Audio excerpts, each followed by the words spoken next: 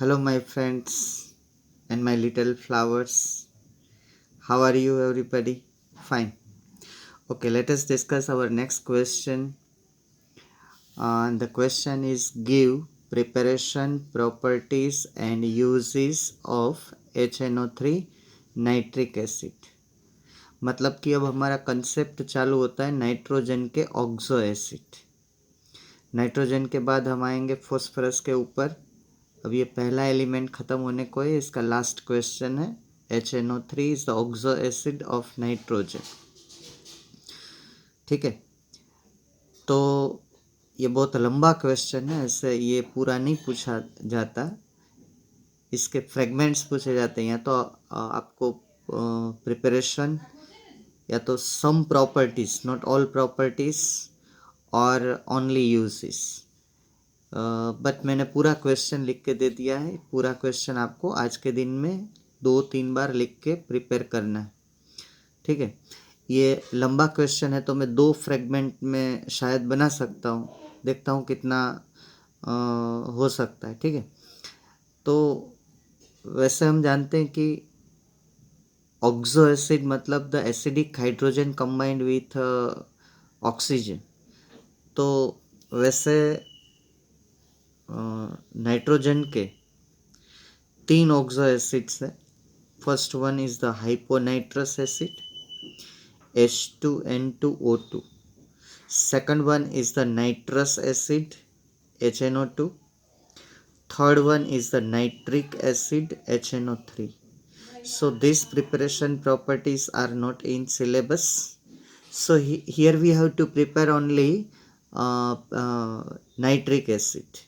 Okay, so let us discuss about the preparation. अगर हम lab में करना चाहें तो nitric acid can be prepared by heating potassium nitrate या तो sodium nitrate with concentrated sulphuric acid. आप टेस्ट ट्यूब में पोटेशियम नाइट्रेट या तो सोडियम नाइट्रेट का सॉल्यूशन ले लो और उसमें concentrated sulphuric acid in glass retort, because the reaction is explosive reaction. So एक लंबी नली वाला ग्लास का एक इंस्ट्रूमेंट आता है, उसको बोलते हैं retort. Retort means having the long neck, okay, long nose, like that, glass retort. तो ये रिएक्शन है NaNO3 H2SO4, सोडियम जो है उसका एक एसिडिक हाइड्रोजन मीन्स इसका ये आयोनाइजेशन होगा H+HSO4-. ठीक है, तो ये होगा सोडियम बाइसल्फेट NaHSO4, और यहाँ से एक हाइड्रोजन एसिडिक और यहाँ से NO3- HNO3. ये लैब मेथड है. उसके बाद हम लार्ज स्केल, इंडस्ट्रियल स्केल पे अगर हम नाइट्रिक एसिड बनाना चाहें तो it is prepared by Oswald's process. Oswald process का मेन बेस है oxidation of ammonia. Atmospheric oxygen से उसका ऑक्सीडेशन करना है और इसमें से NH3 HNO3 बनाना है. ओके, और ये कैटालिटिक ऑक्सीडेशन है, इसमें कैटालिस्ट चाहिए. And catalyst also asked in competitive exams also. Okay, so आगे चलते हैं. ये देखिए रिएक्शन है कैटालिटिक. जैसे ammonia oxidized by atmospheric oxygen in presence of platinum wire and और RH goes, उसके ऊपर ये हीट करना है 500 kelvin temperature and 9 bar pressure. तो in first step we will get the ammonia is oxidise to nitrogen monoxide. शायद मैंने आगे दिया है, ये इसमें लिखा है कि catalytic oxygen of ammonia based on. तो पहले ही स्टेप में इसका कैटालिटिक ऑक्सीडेशन होके ये एमोनिया टू नाइट्रोजन मोनोक्साइड में कन्वर्ट होता है. ठीक है, देन इन ये नाइट्रोजन मोनोक्साइड, ये redox reaction this redox reaction you can balance. और ऐसे ही आप प्रिपेयर करना चाहते हो तो आप देख सकते हो यहाँ पे ये एग्ज़ाम में पूछी जाती है मेथड काफ़ी बार, ऑसवाल्ड आइसोलेशन मेथड। जैसे कि हमने देखा है वो sulphuric acid manufacturing process in 10 standard contact process, उसी तरह की ये प्रोसेस है ऑसवाल्ड आइसोलेशन प्रोसेस। तो इसके आप देखिए स्टोक्योमेट्री जो है 45 46 सीक्वेंस में आ रही है, ठीक है। जितने नाइट्रोजन है उतना नाइट्रोजन मोनोक्साइड प्रोड्यूस होंगे और जितने हाइड्रोजन है उससे हाफ वाटर मोलिक्यूल। और ये जो NO प्रोड्यूस होता है, this NO is further oxidize to NO2, मतलब कि nitric oxide is converted to nitrogen dioxide. तो ये सीधा सिंपल रिएक्शन है, NO further oxidize to NO2। अब ये जो NO मिलता है वो नेक्स्ट स्टेप में NO2 is dissolve in a water to give HNO3, nitric acid मिलता है। तो ये सीधा सिंपल रिएक्शन है। ये नाइट्रोजन डाइऑक्साइड वाटर में हम डिसॉल्व करेंगे तो हमको नाइट्रिक एसिड और ये नाइट्रोजन मोनोऑक्साइड फिर से मिलेगा। ये प्रोडक्ट और रिएक्टेंट आपको पता होने चाहिए, बाद में आप बैलेंस कर सकते हो। ये बैलेंसिंग में आप यहाँ से स्टार्ट कर सकते हो कि ये ऑड ऑक्सीजन है, इसको इवन में कन्वर्ट कर दो, इसको मत करो। ये तो 3 जा 6, तो बाद में पूरा बैलेंस हो जाएगा। अब यहाँ पे ये जो है वो पॉजिटिव पॉइंट है कि ये जो नाइट्रोजन मोनोक्साइड यहाँ पे मिल रहा है, ये नाइट्रोजन मोनोक्साइड रिसाइकल, मतलब कि फिर से हम यहाँ पे यूज़ कर सकते हैं, नाइट्रोजन डाइऑक्साइड में कन्वर्ट कर सकते हैं। तो ये बहुत अच्छी बात है कि हम बाई प्रोडक्ट का भी यूज़ कर सकते हैं यहाँ पे, ठीक है। तो nitrogen monoxide form is recycled and further HNO3। तो हमें ये जो HNO3 मिलेगा वो 68% वेट बाय वेट मिलेगा। ये लेबोरेटरी में हम यूज़ करते हैं, ठीक है। We are using this in laboratory. अगर आप इसकी मोलारिटी निकालना चाहते हो तो ये 17 मोलार होगा। कैसे हुआ? तो आपको इसकी डेंसिटी पता होनी चाहिए। आप वो फॉर्मूला यूज़ कर लो, molarity is equal to percentage weight by weight multiplied by 10 multiplied by density and divided by molar mass. बहुत ईजी है। और आप फिर कॉन्सेंट्रेटेड बनाना चाहते हो, 98% बाई मास कॉन्सेंट्रेटेड आप बनाना चाहते हो बच्चों, तो आपको उससे पास करना पड़ेगा सल्फ्यूरिक एसिड में से, क्योंकि ये हाइग्रोस्कोपिक कंपाउंड है, तो ये इसमें से वाटर जो है वो एब्सॉर्ब कर लेगा, ठीक है। तो हमको फिर 98% wait by wait nitric acid मिलेगा। और इसकी अगर आप मोलारिटी निकालेंगे तो नियर अबाउट 23 मोलार हमको मिलेगा, ठीक है।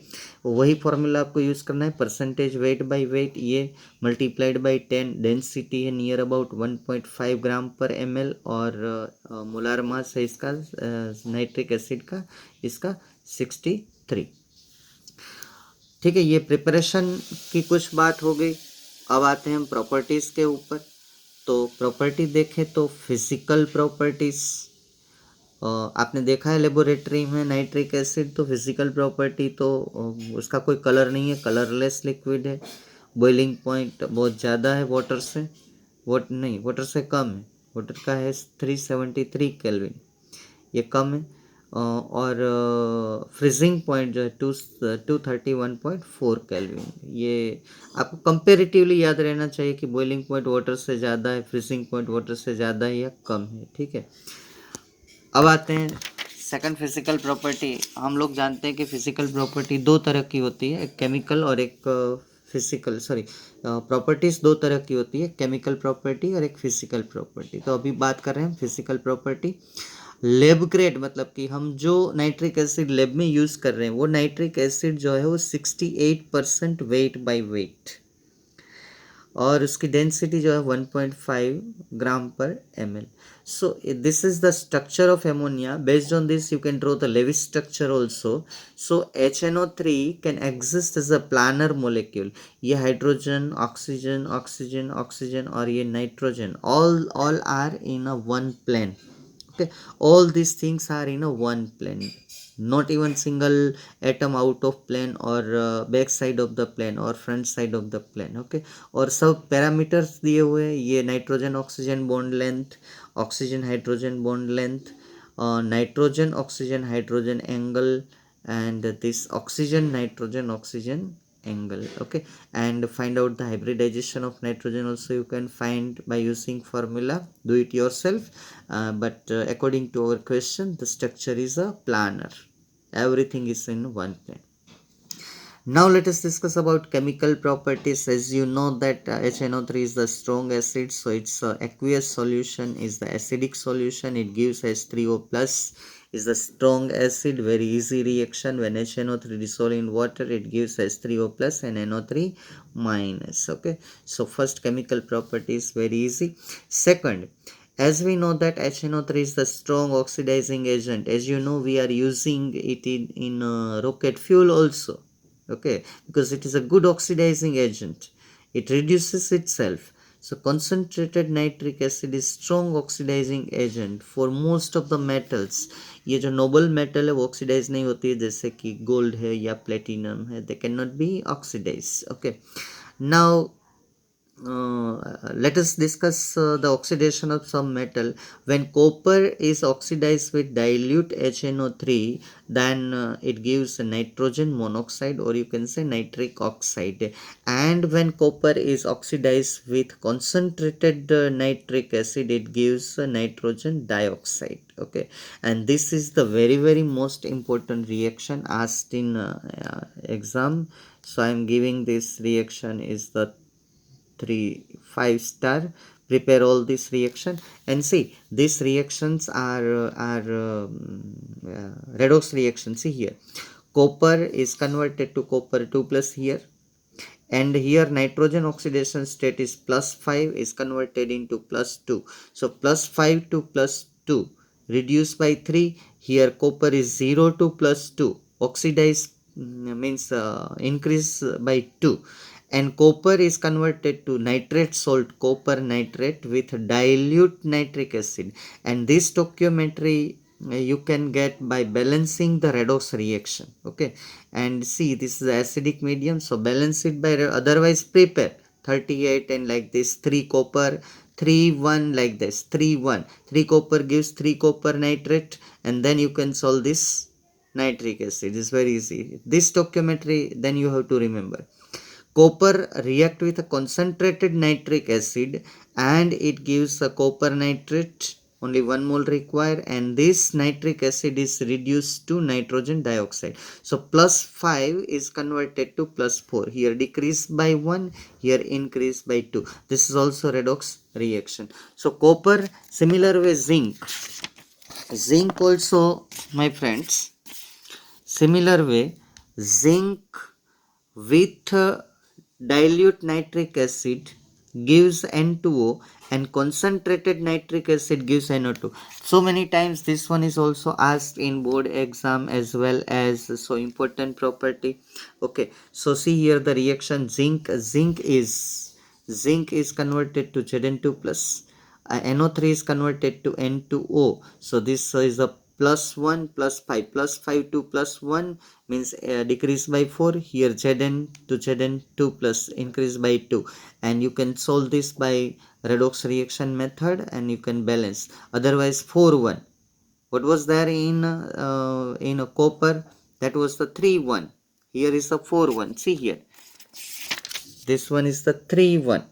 Okay, 3-1. Here is the zinc required. Only 4 reactions are in a syllabus. Here is the 4-1.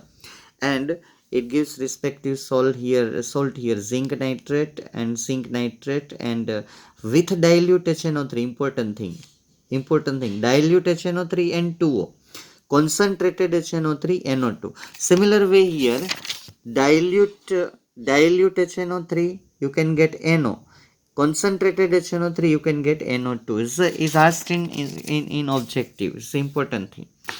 Number 5, some metals don't react with concentrated HNO3 due to the formation of passive layer. So many times we discuss these things. The chromium form oxide layer Cr2O3 and it becomes passive.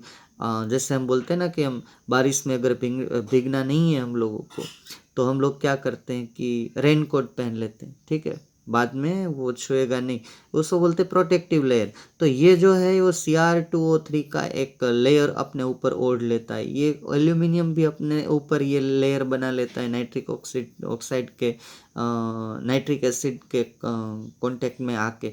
तो problem क्या होता है कि बाद में इसका reaction मतलब कि इसका ऑक्सीडेशन नहीं होता है, जैसे जिंक का होता है, कॉपर का होता है। ठीक है, तो आगे का हम सेकंड वीडियो में डिस्कस करेंगे। ये 5 प्रॉपर्टी तक मैंने डिस्कस किया है, 6th प्रॉपर्टी हम नेक्स्ट वीडियो में डिस्कस करेंगे और पूरा क्वेश्चन करेंगे। ठीक है, थैंक यू।